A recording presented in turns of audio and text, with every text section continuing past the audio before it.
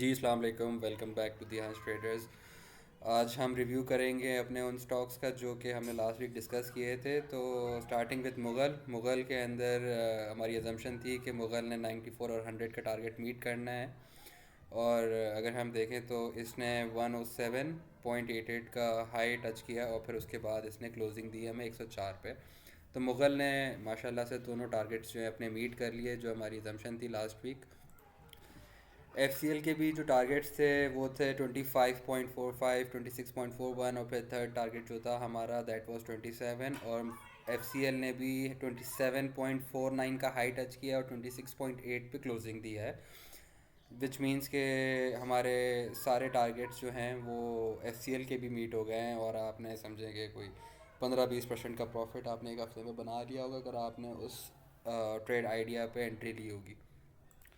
अच्छा, एक और शेयर जो हमने रिव्यू किया था that was P I B T L के अंदर जो शॉर्ट टर्म टारगेट था मेरा वो था 16.6, मीडियम टर्म टारगेट वो 17.5 और फिर 19 जो था वो मेरा लॉन्ग टर्म टारगेट था।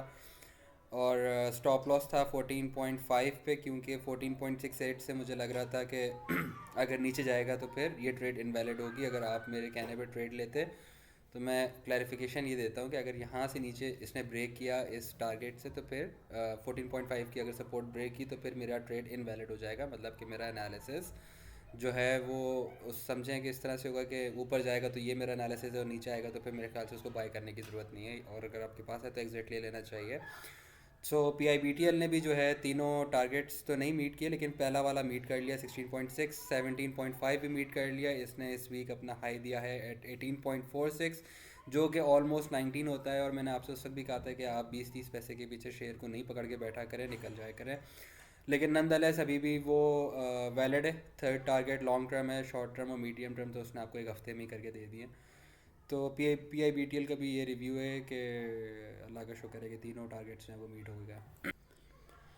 स्पेल के स्पेल को रिव्यू कर लेते हैं। स्पेल पे first target was 62, second target was 70 और फिर थर्ड टारगेट वाज 80 जिसके अंदर पहला टारगेट जो है वो मीट हो गया है। स्पेल ने इस वीक हमें पहला टारगेट जो है ना वो दे दिया। अलबत्ता 70 और 80 अभी तक नहीं किया है। इसके लिए ज़रूरी है कि 57 और 58 को ये सस्टेन करे, इससे नीचे ना आए ये।